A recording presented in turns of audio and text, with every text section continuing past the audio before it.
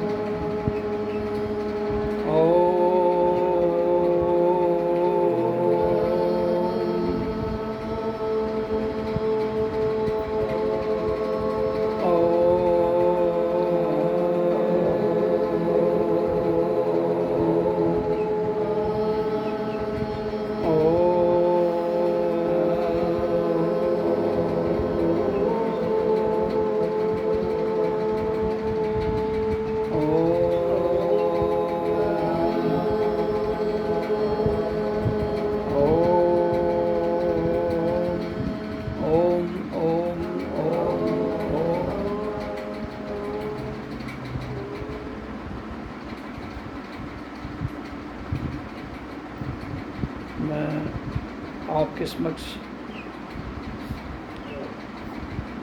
ध्यान के विषय पर काफ़ी चर्चा की है। आज फिर ध्यान पर चर्चा कर रहा हूँ।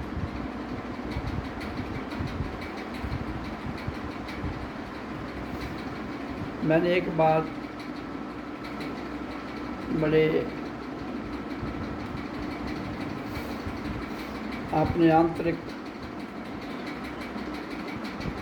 आत्मविश्वास से ये बात कही और कहता हूँ कि प्रकृति सत्य और कल्पना दोनों का मिश्रण है।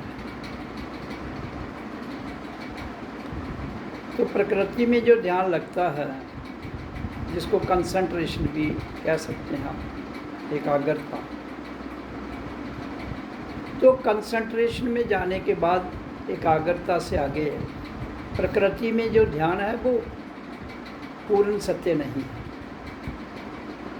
ना ही हो सकता है। इसलिए शुरुआत तो जहाँ से होगी जहाँ कल्पना और सत्य दोनों का मिश्रण है। उसकी विधियाँ हैं, उसके की क्रियाएं हैं। अगर कोई कहता है कि ध्यान और विधियाँ या क्रियाएं कुछ भी नहीं, ऐसी बात नहीं।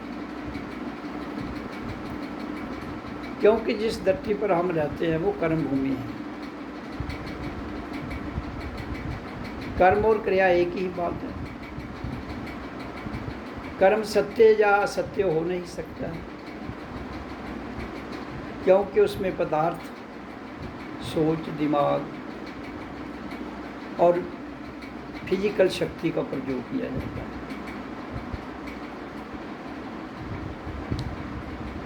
तो इसलिए हम जब ओम का उच्चारण करते हैं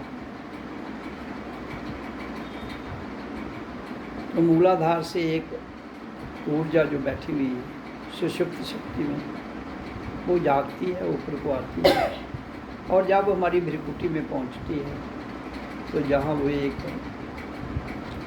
ज्योत में कन्वर्ट हो जाती है। इसको कल्पना नहीं कहा जा सकता, ये प्रकृति की अनुभूतियाँ हैं।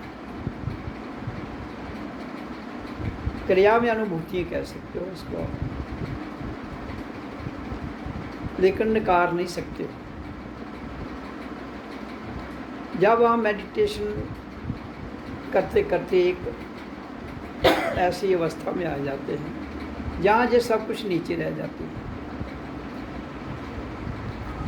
जब ये नीचे रह जाती हैं तो हम अपने शरीर, मन, बुद्धि, इंद्रियों से परे आ जाते हैं।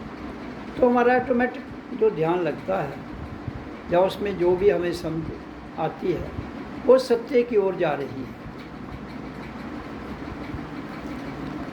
इसलिए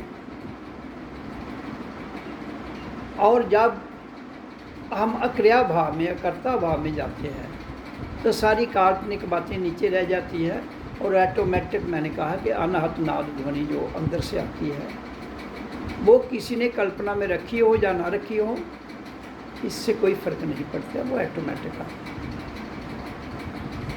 पहले भी मैंने कहा है, करने का नाम क्रिया है और होने का नाम परमात्मा है। जो हम कर रहे हैं वो एक क्रिया है, जो हो रहा है वो कभी बदलता नहीं है।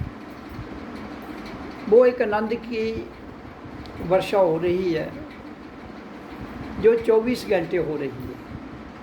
तो जो अनंत की वर्षा 24 घंटे हो रही है वो ही सत्य है, वो कल्पना नहीं है। फिर उसमें कुछ भी नहीं रहता है, ना क्रिया, ना कर्ता भाव, ना दृश्य, ना देखने वाला भी नहीं रहता है, वो भी नहीं रहता, सब कुछ लीन हो जाता है। जब सब कुछ लीन हो जाता है तो उसी को आनंद और सुख दुख से परे एक ब्लिस और संसार की कल्पनाओं से परे एक सत्य पर अनुभूति कहते हैं। अब कोई भी बात करता है, संसार एक नशा है, ये तो सबको पता है। संसार तो नशे से चलता है। हम जो कुछ खाते हैं, जो पीते हैं, ये सब नशा ही तो है। अब नशे कितने प्रकार के हैं वो तो अलग अलग पदार्थों से चीज़ें तैयार की जाती हैं। तो वो केमिकल बाहर भी वही, उसका बाहरी तौर पर जब कोई नशा बनाया जाता है तो उसको केमिकली उसकी ट्रांसफॉर्मेशन होती है। इसी तरह से भीतर भी, हमारे भीतर भी केमिकली ट्रांसफॉर्मेशन होती है। इसको हम नकार नहीं सकते हो। चाहे वो जय कृष्णा मूर्ति हो, चाहे मैं हूँ,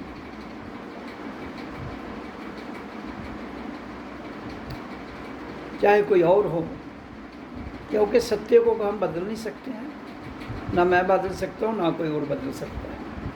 उसकी अनुभूति कैसे होती है और किस क्रिया से वो उसकी दिशा में जाता है, ये जहाँ के जितने भी वो नियम बनाए गए हैं वो अलग अलग हो सकते हैं, लेकिन जो मैं बात कहता हूँ वो एक सरल नियम है, ओम का उच्चारण। क्योंकि sound is the cause of creation and creatures on the earth planet, and that too sound is ओ आ, ओ आ। तो ये ध्वनि है। तो इस ध्वनि के द्वारा यहाँ सारी क्रिएशन हुई है।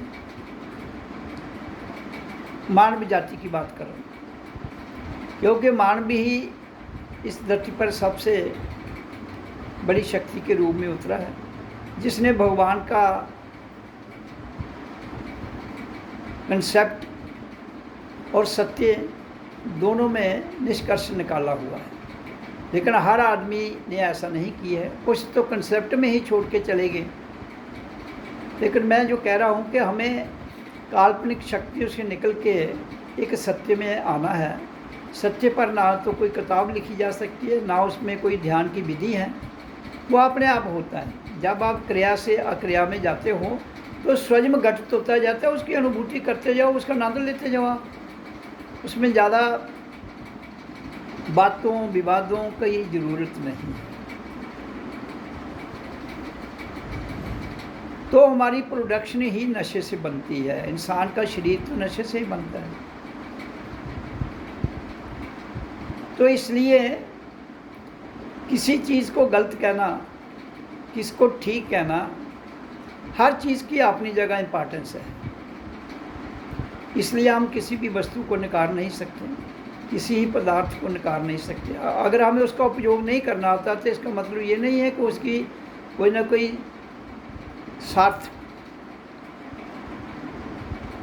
सार्थकता उसके भीतर है जिसको हम जान नहीं रहे। तो इसलिए ध्यान की विधि आंखें खोल कर लगाइए, बंद करके लगाइए।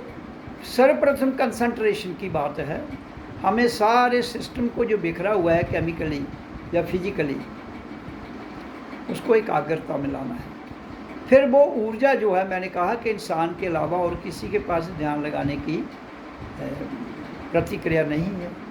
ऐसे तो जानवर भी अपनी मस्ती में बैठता है, हर कोई अपने, लेकिन उसकी जो नेचुरल क्रिया है वो सेम रहती है। इंसान के पास वो नेचुरल क्रिया से आगे जाने की ताकत है, और सत्य जो है वो नेचुरल क्रिया से आगे है, क्योंकि वहाँ कुछ है ही नहीं।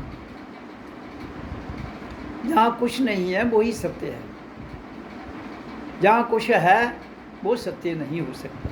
मैंने बहुत बार कहा है, जहाँ सब कुछ मिट जाता है वहाँ से ही आनंद की वर्षा शुरू होती है।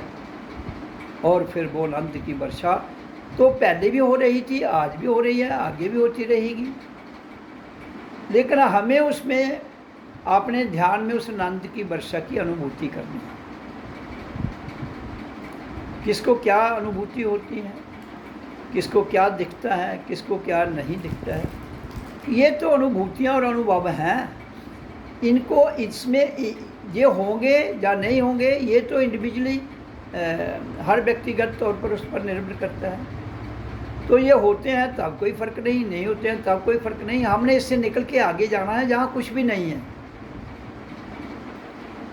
क्योंकि हमारे जीवन में काफ़ी प्रकार की जो पीढ़ी दर पीढ़ी कल्पनाएं बसी हुई है, या जहाँ हमें समाज से मिल रही हैं, वो कहीं ना कहीं हमारे कानों में जब सुनाई देती हैं तो उस पर हम पर उसका प्रभाव हो जाता है। लेकिन इसलिए तो इन सब से निकल कर जितनी भी प्रथाएं हैं, जितनी भी यहाँ बातें हैं, जितनी भी ये यहाँ संप्रदाय है, ये सत्य पर आधारित नहीं है। सत्य का इनके साथ कोई लेन देन नहीं है। ये तो मैन मेड एक सिस्टम को चलाने के लिए बनाए गए हैं। तो सत्य को बनाना थोड़ी पड़ता है। सत्य तो है, रहेगा, था, लेकिन ये नियम तो बदलते रहते हैं। दुनिया जब बनी तब तो कोई संप्रदाय नहीं था, कोई धर्म नहीं था, कोई मजहब नहीं था, कोई हिंदू मुसलमान सिख ईसाई नहीं था। तो ये सब के बाद आफ्टर थाट बनाए गए हैं। जिसको जो जो थाट आता गया, उसके मन में जो कल्पना आई उसने कहा, और जो उनके फॉलोअर थे उन्होंने मान लिया, और वो प्रथा चल पड़ी, संप्रदाय बन गया, कल्ट बन गया, सेक्ट बन गया। तो उससे रूहानियत का कोई लेन देन नहीं। लेकिन उस सेक्ट को मानने वाले तो इंसान ही है ना, जानवर थोड़े मानता है। अब इंसानों को भी कैटेगरी आ जाती है, कोई कहता है मेरा सेक्ट ठीक है, दूसरा कहता है मेरा ठीक और गलत के चक्कर में ध्यान का कोई लेन देन नहीं है। ध्यान तो अपने आप में जाना है, अपने आप में बोध करना है, अपने आप को समझना है। मैं हूँ कौन, इसका बोध करना है। मैं हिंदू नहीं हूँ, मैं मुसलमान नहीं हूँ, मैं सिख नहीं हूँ, मैं ईसाई नहीं, मैं बौद्ध नहीं, तो फिर मैं कौन हूँ, इसको जानना है। जब ये समझ आ जाएगी तो फिर हमें आत्मा की समझ आते हुए सत्य की समझ आएगी। मैं और मेरा शरीर दो अलग चीज़ें हैं। ये प्रैक्टिकली आप इस परिस्थिति में जिसमें भी तुम जाओगे मेडिटेशन के समय में, आपको अंदर से ही आवाज़ आएगी, अंदर से ही you are guided from within. तो भीतर से आप अपने आप को जान पाएंगे। जब आप भीतर से अपने आप को जान पाएंगे तो जो जानते हैं कुछ काल्पनिक भी हो सकता है, और सत्य क्या है वही तो मैं कह रहा हूँ। जहाँ कोई कल्पना नहीं, यहाँ कोई थाट नहीं, यहाँ कोई विचार नहीं, जहाँ कुछ भी नहीं, जहाँ केवल मात्र एक ठहराव है। तो ये हर आदमी को व्यक्तिगत तौर पर, नर हो या नारी, उसको जिसको समझना है। बोध का अर्थ है किसी चीज़ का सत्य के आधार पर ज्ञान होना। तो वो मैं तो एक ही बात कहता हूँ, ओम की क्रिया कोई क्रिया हमेशा नहीं रखनी है। ये क्रिया छूट जाती है जब हम एक लेवल से दूसरे लेवल में, एक मकान से दूसरे मकान में जाते हैं। हमारे भीतर भी तो कितने प्रकार के सिस्टम हैं। मूलाधार का सिस्टम कुछ और है, नाभि का कुछ और है, ऊपर कुछ और है, उसके आगे और है, हृदय है, कंठ है, भ्रिकुटी है, सहस्रार है, टॉप ऑफ द हेड है, जहाँ हर की परिस्थितियाँ स्थान की अलग है। तो इन परिस्थितियों में गुजरते हुए इनसे जो ऊपर चला जाता है वो सत्य को जान सकता है। बाकी जो कोई कहता है कल्पना है, ऐसा कुछ नहीं है। कल्पना हाँ, प्रकृति में ज्योत है, प्रकृति में ये तुम अगर उसको कल्पना समझते हो तो तुम्हारी बात है, लेकिन लाइट इज़ देयर, प्रकाश इज़ देयर, वो है। हाँ, जब हम पूर्ण सत्य में जाते हैं प्रकाश फिर भी रहता है। वो मैंने एक अपने सत्संग वाणी में बड़ा स्पष्ट किया है कि जब हम ऊपर ब्रह्मांड में सारा सिस्टम हमारे समक्ष दिखता है तो उसमें पूरा क्लियर हो जाता है कहाँ क्या है। तो इसलिए हर कोई अपनी बात कह के चला जाता है। जिसको जितनी पहचान होती है उतनी बात कह के, जितनी उसको ज्ञान होता है बात बता के चला जाता है। इसका अर्थ नहीं कि वो फाइनल है, वो उसके विचार हैं। अब मैं जो बात कहता हूँ इससे अलग किसी को अच्छा लगता है वो करे, लेकिन मैंने जो जाना मैं वही कहूँगा ना।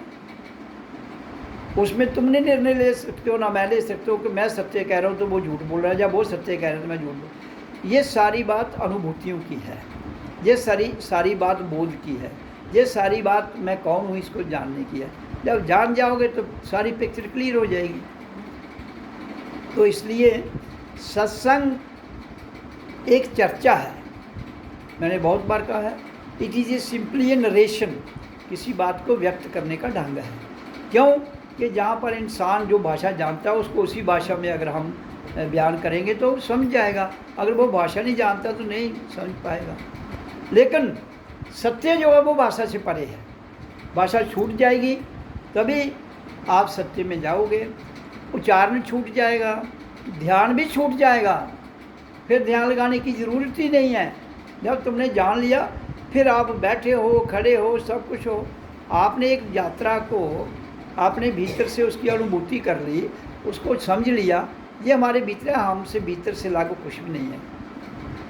हम अपने आप को अपने से अलग कर सकते हैं, ये क्षमता होनी चाहिए। क्षमता कोई कहने से नहीं आएगी, करना आपको है, होना स्वयं है। करना आपको है, होना स्वयं है। फिर मैं कहूँगा करना आपको है, होना स्वयं है। जो स्वयं होगा वो जो भी होता है उसको देखिए, अनुभूति कीजिए, तो एक दिन अवश्य आप इस सत्य को जान जाओगे जो अल्टीमेट एक आनंद है। वो चाहे बुद्ध ने प्राप्त किया या हमने किया या किसी और ने किया, आनंद तो एक ही है। उसके नीचे जितना भी वो स्टेजेस हैं, अवस्थाएं हैं, उनको तो क्रॉस करना पड़ेगा। इसलिए बहुत से गुरु या बहुत से महात्मा, बहुत से स्पिरिचुअल पर्सन इस धरती पर हुए हैं, तो उन्होंने अपनी अपनी खोज है उनकी, आप अपनी खोज कीजिए। हमने किसी की खोज को क्यों जानना है? उनके शरीर के द्वारा या उनकी विचारों के द्वारा या उनके ध्यान के द्वारा, मेडिटेशन के द्वारा उन्होंने जो खोज की है वो उनकी है, हमारी खोज हमारी है। हाँ, अगर हमारी और उनकी खोज एक है ठीक है, अगर उनकी अलग है हमारी कुछ और है तो फिर फर्क हो सकता है, या उसकी गड़बड़ होगी या हमारी गड़बड़ होगी। लेकिन मैं ये कहना चाहता हूँ कि बिरकुटी में ज्योत हर को प्रकट हो, उसके आगे ज्योत का विस्तार होता है। विस्तार के बाद धीरे धीरे धीरे धीरे वो फिर ना अंधेरा होता है कभी भी। फिर आप जब भी ध्यान लगाओगे तो कल्पना की बात नहीं है, वो अपने आप होता है सब कुछ। इसलिए किसी चीज़ को कल्पना तो तब कहेंगे आप जब प्रकृति में है, लेकिन प्रकृति की कल्पना सत्य नहीं है, लेकिन दैट इज़ देयर, वो वहाँ है। उसकी कितनी वैल्यू है, उसकी कितनी सत्ता है, वो प्रकृति में है। और परमात्मा और सत्य जिसको हम कहते हैं वो मिला जुला प्रकृति में है, जो अटल है वो प्रकृति से परे है, जिसको हम अकाल मूर्त भी कहते हैं। तो इसलिए मेरा कहने का भाव ये है कि सत्संग एक चर्चा है, ध्यान जो है वो अपने आप घटित होता है, आपको करते जाइए। इसलिए हमने इसके लिए सिंपल सा एक तरीका रखा है, ओम का उच्चारण,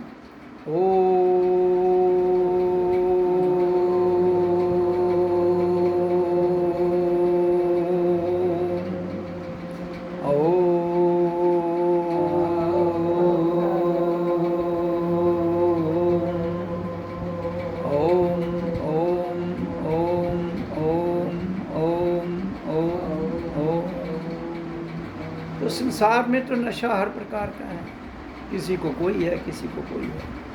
तो प्रकृति में तो ये मेडिटेशन भी एक नशा ही है, लेकिन तभी मैं कहता हूँ जागते रहो, नशे से आगे आइए, मस्ती से आगे आइए, बिल्कुल आपने आप में रहिए, तो फिर आप जो अंदर से आपको समझ आ जाती है मैं कौन हूँ, वो ही सत्य है।